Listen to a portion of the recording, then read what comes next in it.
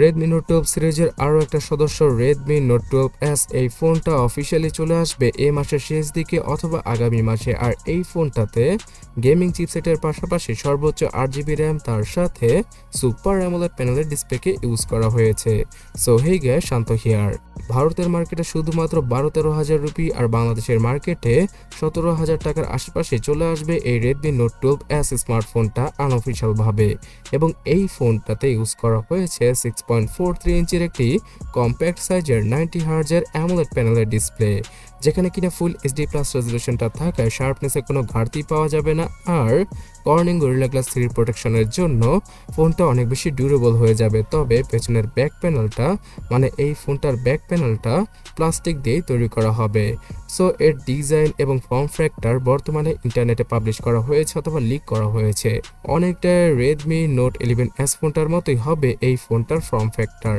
তবে যাই হোক, গেম খেলার জন্য মিডিয়াটেকের হেলিও G96কে ইউজ করা হবে এই স্মার্টফোনটার ভেতরে। আর এই চিপসেটটার জন্য আপনারা উড়াধুরা গেমিং করতে পারবেন এই অল্প টাকার একটা স্মার্টফোনে।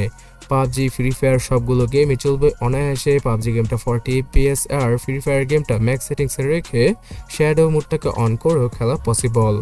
Android 13 আর MIUI 14 এর দেখা পাওয়া যাবে এই স্মার্টফোনটার সফটওয়্যার হিসেবে।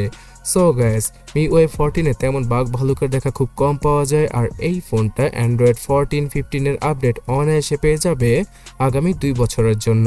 তাই সফটওয়্যার এক্সপিরিয়েন্সগত ক্ষেত্রে এই স্মার্টফোনটা, মানে Redmi Note 12s স্মার্টফোনটা ভালো হতে চলেছে এই বাজেট ক্যাটাগরিতে। তাছাড়া ক্যামেরা সেকশনে 108 মেগাপিক্সেলের কোয়াড রিয়ার ক্যামেরা সেটআপ থাকছে ফোনটার পেছনে। সামনে পাওয়া যাবে 16 মেগাপিক্সেলের সেলফি। সো ক্যামেরার জন্য এই স্মার্টফোনটা বিখ্যাত হবে। যারা কিনা ক্যামেরা প্লাস পারফরমেন্স প্লাস খুব ভালো একটা ডিসপ্লে স্মার্টফোন খুঁজছিলেন, তাদের জন্য এই ফোনটা পারফেক্ট হবে।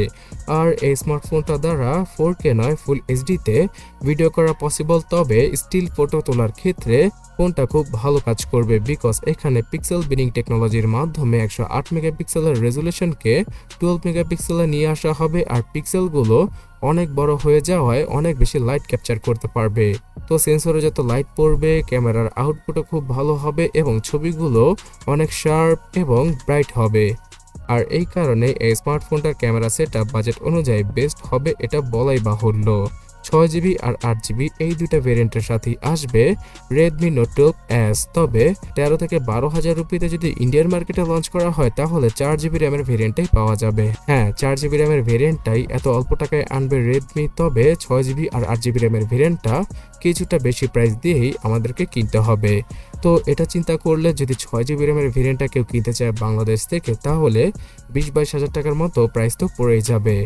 কিন্তু এই 20-22 হাজার টাকা প্রাইসে 108 মেগাপিক্সেলের ক্যামেরা, 90 হার্জের মাখনের মতো একটা অ্যামোলেড প্যানেলের ডিসপ্লে আর মোটামুটি ভালো মানের একটা গেমিং চিপসেট, সো এই সকল কিছু উক্ত বাজেটে অন্য কোনো ব্র্যান্ড আদৌ আমাদেরকে দিচ্ছে না। সেই অনুযায়ী এই ফোনটা খুব ভালোই হবে এমনটাই বলা চলে। তাছাড়া ব্যাটারি সেগমেন্টে সেই 5000 mAh ব্যাটারি আর 33 ওয়াটের চার্জিং স্পিড, এই সকল টুকটাক ফিচারের সাথেই চলে আসবে Redmi Note 12s স্মার্টফোনটা মার্কেটে। এখানে dual storage speaker, wifi, Bluetooth, 3.5mm headphone Jack, side mounted fingerprint scanner সহ জাইরো আর অন্যান্য সকল সেন্সর ইজিলি পাওয়া যাবে Note 12s ডিভাইসটিতে। সো গাইজ, আশা করা যাচ্ছে আগামী মাসের মধ্যে ফোনটাকে আমরা আনঅফিশিয়াল ভাবে বাংলাদেশে পেয়ে যাব। তো ফোনটা আসলে সবার আগে এর প্রাইস এবং অন্যান্য সকল ডিটেলস সম্পর্কে জানতে এখনই সাবস্ক্রাইব আর ফলো করে আমাদের সাথেই থাকুন। ধন্যবাদ।